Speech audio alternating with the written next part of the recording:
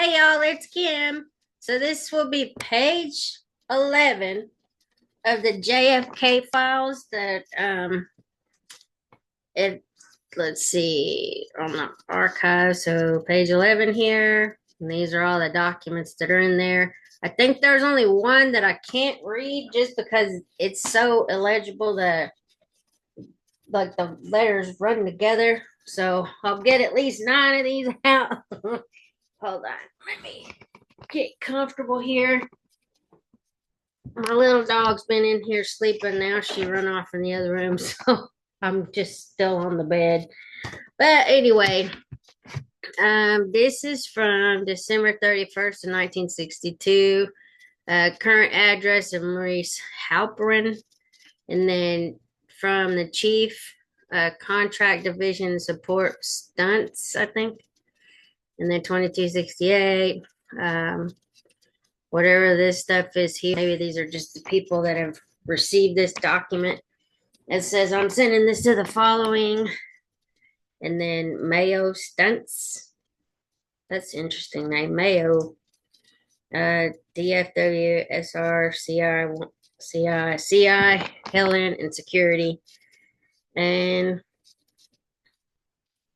okay, Stunts again. File this. I don't know what that is. With something. WH729. These don't have any. Oh, this says secret. It says current address of Maurice Halperin, Preston E. James 342, Huntington, something here. Oh, something Syracuse, maybe University.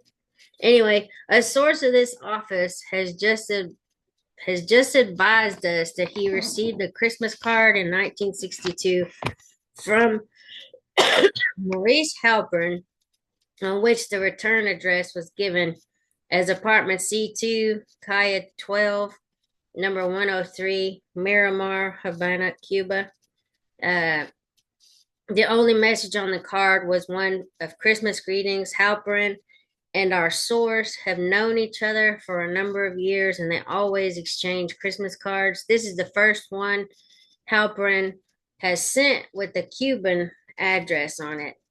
Let me open this up a little more. Okay. And let's see. The last time that our source saw Halperin was in Moscow when the former, was visiting in the USSR during August, September of 1961 as part of an official U.S. delegation.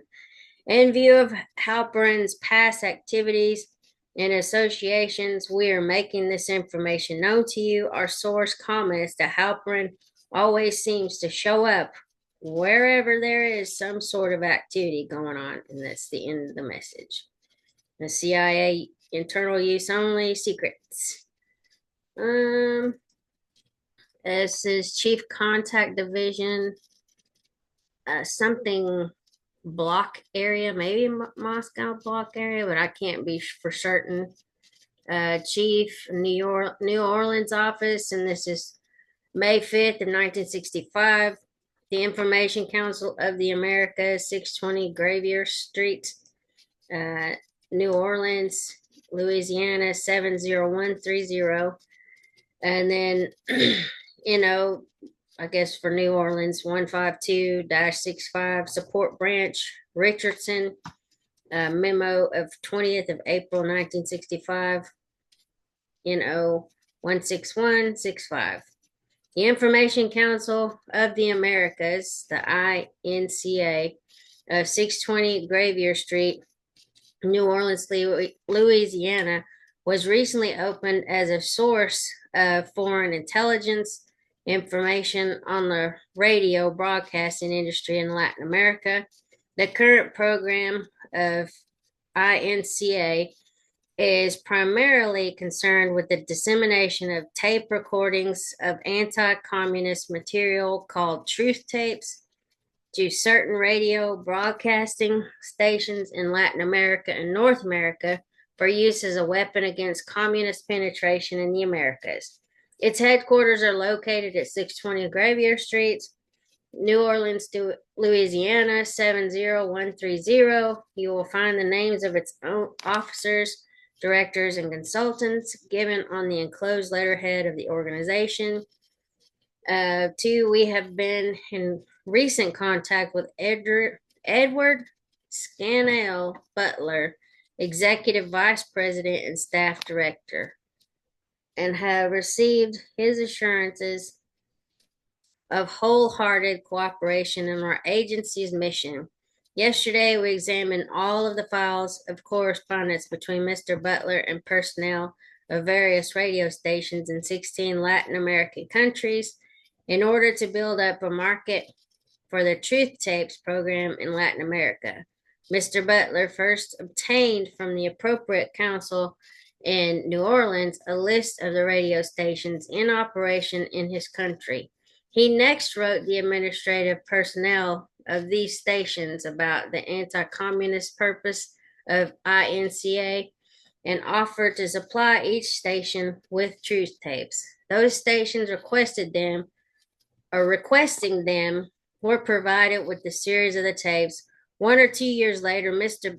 Butler sent the participating station a questionnaire designed to elicit information about audience response to the Truth Tapes program. Copies of the first questionnaire and of a revised one are attached for your information. Judging by the responses we read, the INCA correspondence files will provide a limited amount of information dated 1964 and 1965 on the identification of radio stations in Latin America which are broadcasting truth tapes, their addresses, the names of key personnel, the identification of stations not responding to the INCA offer, sizes of audiences, and their responses. In the case of Uruguay, the exchange of correspondence between Mr. Butler and Dr. Martin Magallo, Narancio, something like that, contained information about the political orientation of key radio personnel in Montevideo, NO-10671. This example, however, is an exception since the files contain virtually no detailed political information of significance. Full text copy, do not release, return to CIA, background use only, do not reproduce. Copy F1, and then I guess number 5093. Okay, and this is I don't know what this says. Non-Soviet bloc area, BLOC. Okay. This is 3. So Mr. Butler mentioned yesterday that inasmuch as he was again revising the questionnaire, he would welcome our suggestions about additional topics. We suggested questions designed to elicit technical information about the station and its equipment, such as descriptions, manufacturer, type, model of transmitter, receiver, antenna type, and power, frequencies, frequency range. Sorry, I gotta turn this off. The one that came and got turned. Okay. Anyway, reliability of equipment, normal and emergency power sources, remote pickup arrangements, etc. We stressed, of course, that none of these topics should be introduced into the questionnaire unless Mr. Butler was convinced of their suitability for his immediate purpose, as well as for the long-term propaganda aim of his organization. He stated that our suggestions were entirely proper and, in his opinion, were reasonable requests that would not arouse the station manager's curiosity. We pointed out to Mr. Butler that while information about key personnel and their political orientation, about the station's administrative policies, etc., was a prime prime importance to us. I don't know why I said tolerance. These subjects obviously could not be introduced into the questionnaire. He agreed that it would be better to elicit such information in another manner, as he had done with Dr. Mageo, I don't know, Narancio, but because of his very heavy responsibilities, he did not have time to develop similar sources of information in each of the other 15 countries. It occurs to us that you or a possible consumer could assist us by suggesting other appropriate topics for Mr. Butler's consideration in the revision of the questionnaire. We shall appreciate whatever help you can give us in this regard. In the meantime, as soon as all of Mr. Butler's current correspondence has been properly filed, we expect to extract the appropriate information from the folders and to present the material in a series of double OB reports. And this is Lloyd Ray, enclosures, and CC Services branch. This says secret. All right, and this has 5 pages. So this is the Chief Task Force W, and then Chief of Station JM Wave, operational GY Rose, maybe, agreed activities, reference, and this is Director 14742, introduction. As a follow-up to reference Major Watlington, arriving in Miami on 6th of June, 1962, after Major Watlington had an opportunity to discuss the local situation with Lieutenant Colonel Carlos Causes, the local ACSI representative, arrangements were made for a lengthy session on the subject of agreed activities. It was agreed that this discussion would take place at 1,000 hours, 10 hours, I guess, on 7th of June, 1962, at a JM Wave Safe House facility. This meeting subsequently took place as scheduled and was participated in by Lieutenant Colonel Causes, Major Watlington, Dudley R. Jenkins, Charles B. Weisinger, and Andrew K. Rudeman.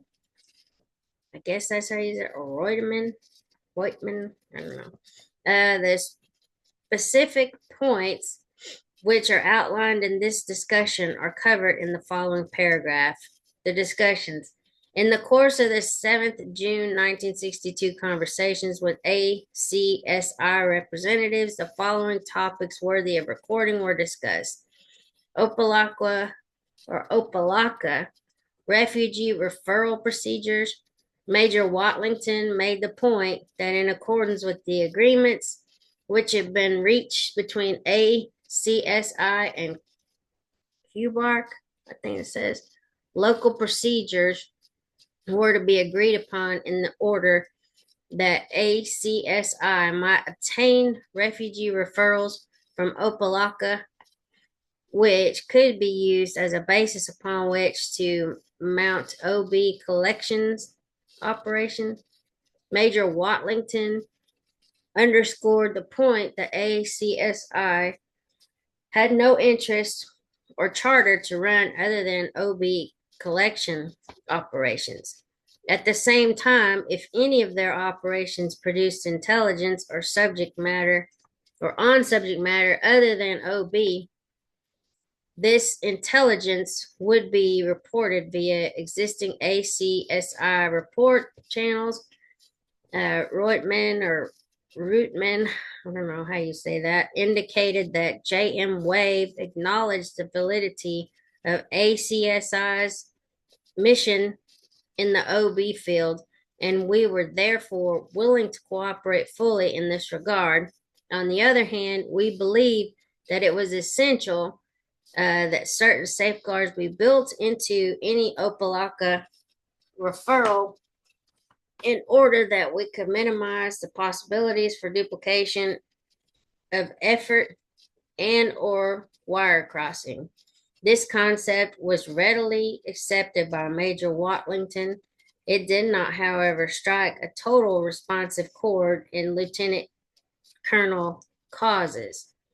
This was noted, but in order to proceed with preliminary arrangements, Reutemann put forth the proposal that ACSI register a list of urgent requirements with Opelika, and that this list could then be used as a basis upon which refugee screenings could be conducted.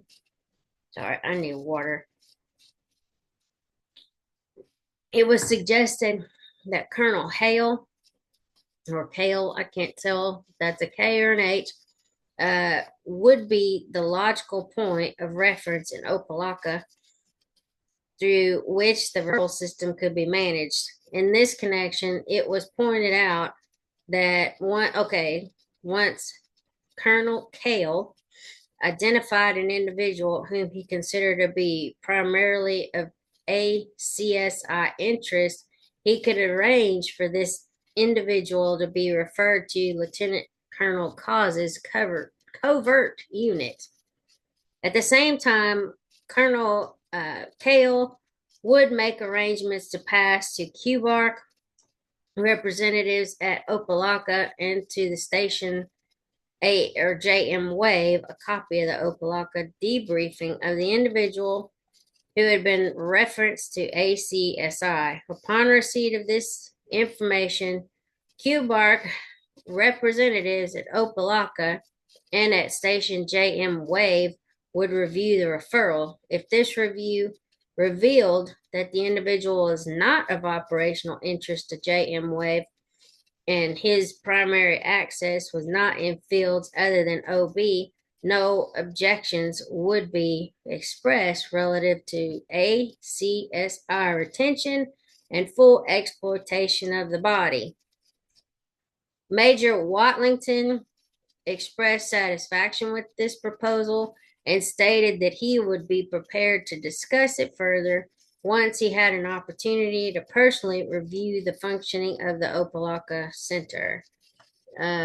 Antonio Cuesta Valle, born 13th of June 1926, Lieutenant Causes, used by another agency. Okay. Lieutenant Colonel Causes asked if we could clarify the current status of our relationship with Cuesta, as this name did not ring a bell with any of the JM Wave representatives. Lieutenant Colonel Causes was asked for further details. This produced the statement that ACSI was interested in Cuesta and wanted to use him in an infiltration operation. ACSI had allegedly previously traced Cuesta with station JM Wave and had received the reply that QBARC had been in touch with the individual but had terminated him because he was unreliable.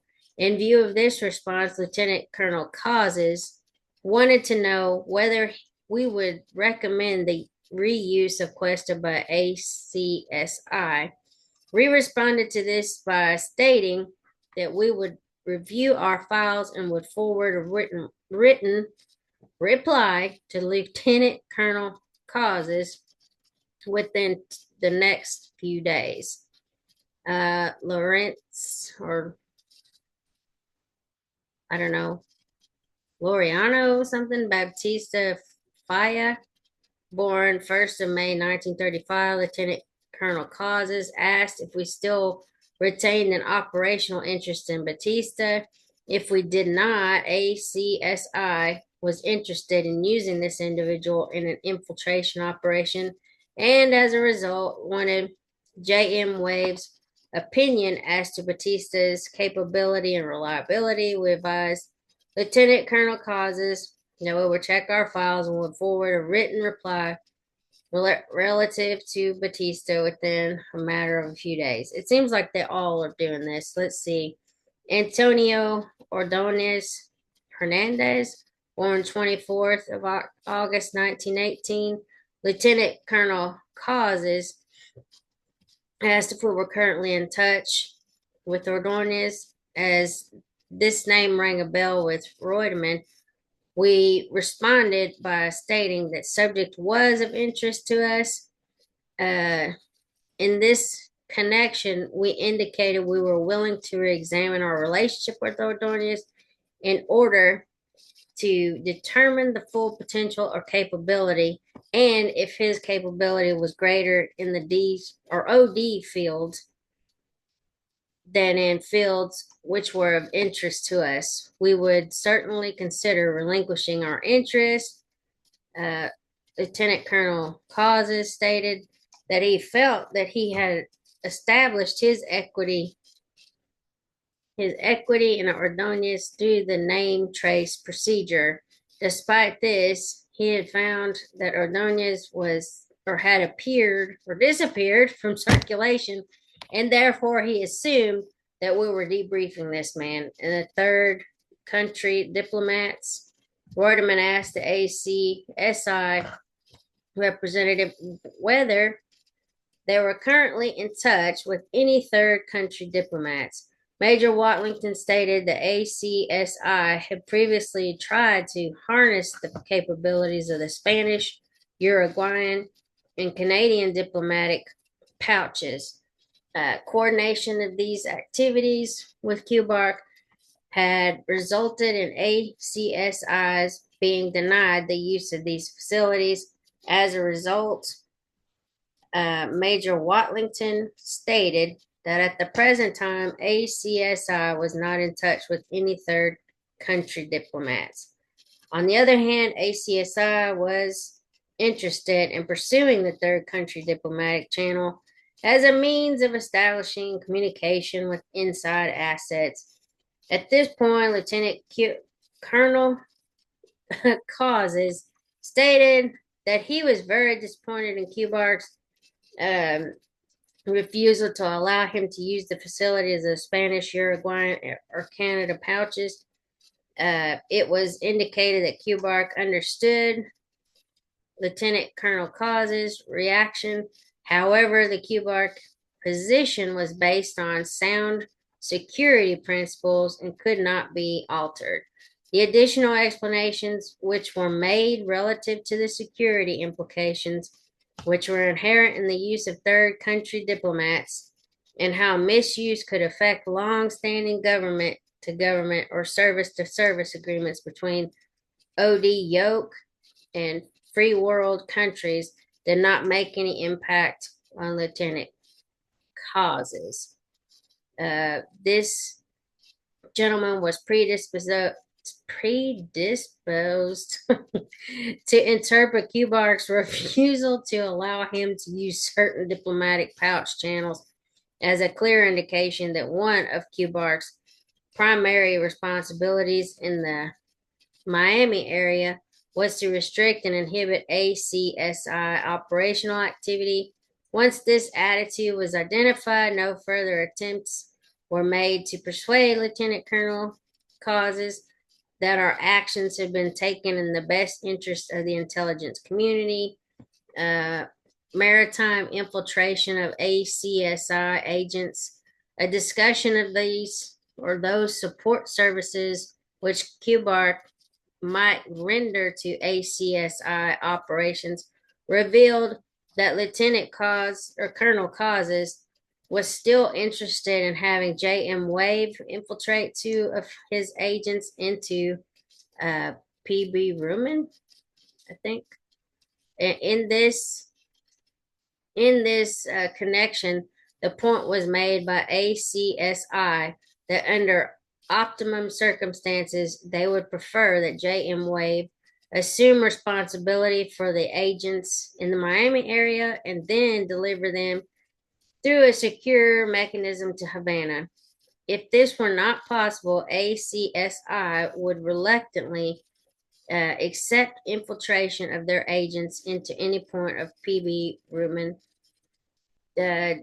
Lieutenant Colonel Causes was told in very precise terms that J.M. Wave would not undertake to infiltrate any of his agents in Havana. On the other hand, we would consider any proposal for the infiltration of selected agents to a beach area in P.B. Rumen.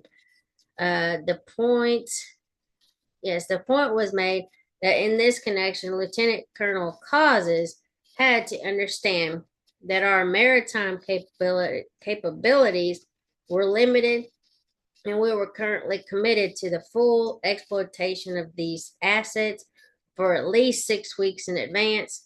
As a result, any operational plan which he might submit to us should be keyed to the assumption that approximately 6 to 8 weeks would pass before we could realistically consider the servicing of his request.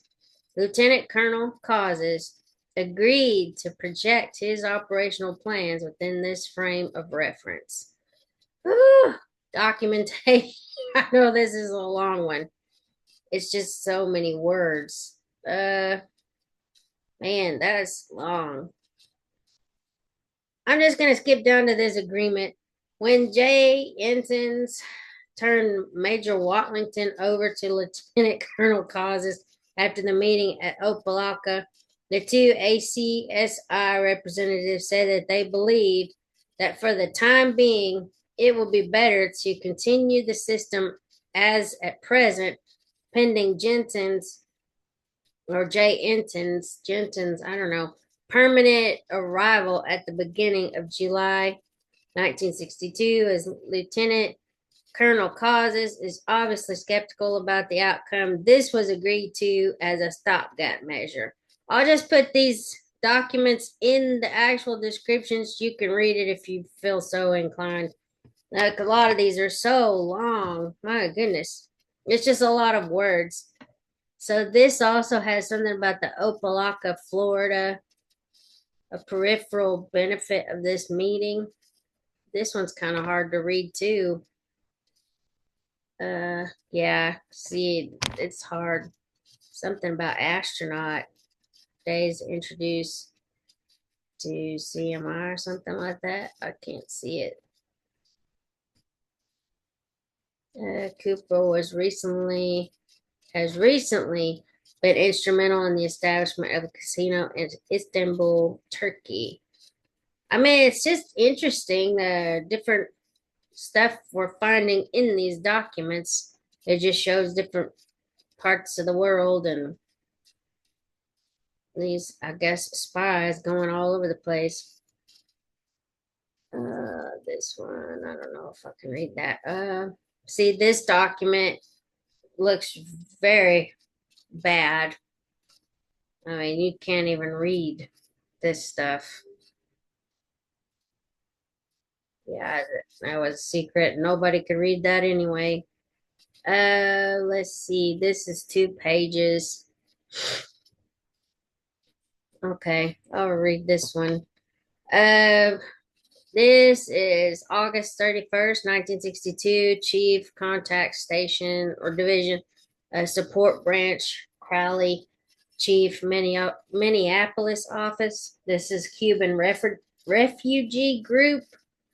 Enclosed are 3 names provided by George Howard of Cleveland, Ohio. These apparently are the leaders of the Cuban group, which you and I have discussed in some detail. For the record, Howard got in touch with me because we had some rather extensive debriefing sessions in 1959, and apparently he refers to or prefers to continue that relationship for the present. Headquarters records will show, however, that he was interviewed by Gene Rittenberg in September 1960. The Cubans listed on the enclosure are the leaders of a small group which is shuttling back and forth to Cuba for the purpose of establishing reception groups. take in the medical supplies, ammunition, and weapons, and to bring out other Cubans who wish to leave the country. As you know from our discussions, they are seeking help in the form of supplies, etc. Howard understands that no help will be given without some measure of control by our agency, and he agreed to provide the names for agency consideration. The third man on the list is in Cuba at the present time. Howard specifically requested that we treat any on the street investigation with great care. Please expedite any checking you might do and give me your expression of interest as soon as possible. Howard is not an exceptionally patient man, and I certainly expect to receive an inquiry from him in the near future. I believe he is genuinely motivated and quite capable, and in his present position of recruiting executive personnel for Ernst and Ernst, he could be quite useful to the agency. And this is Vernon Sando. This is secret sensitive, and that's October 9th of 62. And then enclosure. And then this, it's Ernesto Rodriguez, a Moreno Cities Service Station, Marathon Shores, Florida, age 35, married, 3 children, owner of gas station. Loriana Batista, that's some of the names that was on that other form. 157 Southeast 12th Street, Miami, Florida, son of prominent and reputable Havana banker Augustine Batista, and then Victor Panek, age 42, former July 20th commander and presently in Cuba. So those were the names. This is approved for release, 1993 CIA Historical Review Program. So this is one page. This is Office Memorandum, United States Government, August 31st, 1962. Chief Contact Division Support Branch, Chief of the New York Office, Robert Pratchett, Cuban Counter-Revolutionary Group, Alpha 66. We came in contact with the news source who will be a continuing one, known as Robert A. Pratchett, a U.S. citizen with 27 years experience in Cuba, who is currently in direct contact with a Cuban counter-revolutionary group in the U.S. known as Alpha 66, and who is also in contact with anti-Castro Cubans working in Havana.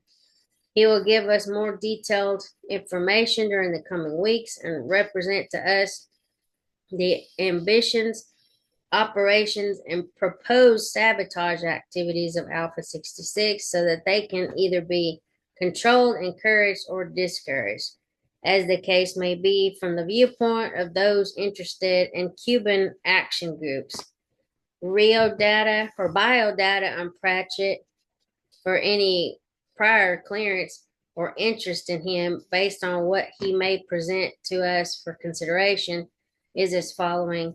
Date and place of birth, 31st of October, 1918, Havana, Cuba, U.S. citizen by birth.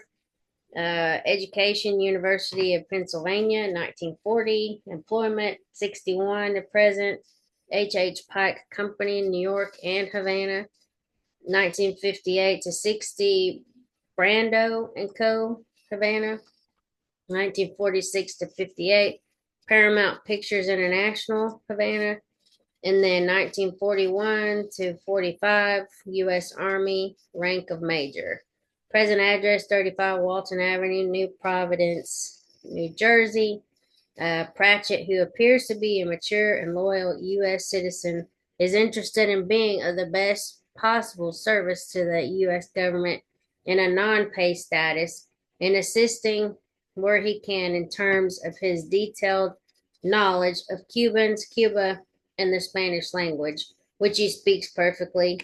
Other than observing the plans of the Alpha 66 group, the potentially successful sabotage group, he is not affiliated with any counter-revolutionary group, but is now in business for himself as a private investor in a firm he owns and operates called Prefixed Business Forms, Inc., 60 East 42nd Street, New York. He indicated that Alpha 66 plans were to blow all the power plants in Cuba. That's interesting. Um, report reported use of yacht Potomac by Alpha 66. This is November 27th, 1962. On the 20th of November, 62, LAFO received an unsolicited telephone call on the listed telephone number. The caller wanted to advise that there was reportedly in the harbor at Long Beach a vessel formerly used by the late Theodore Roosevelt called the Potomac. This vessel, according to the informant, was being used by the Alpha 66 organization. She was believed taking on a cargo of weapons created or crated as Argentine beef and destined to leave soon for Seattle. He added that a Wes Davis had just signed on as an engineer, and there was another character named Cliff Roberts on board. Both were described as bearded adventurers. The caller refused to identify himself, claiming that he did not know whether contact with the agency would be approved by his employer, and further did not know whether or not the information was valid or of interest.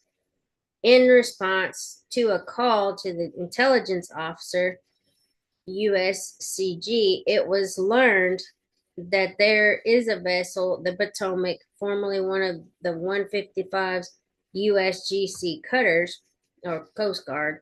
Okay.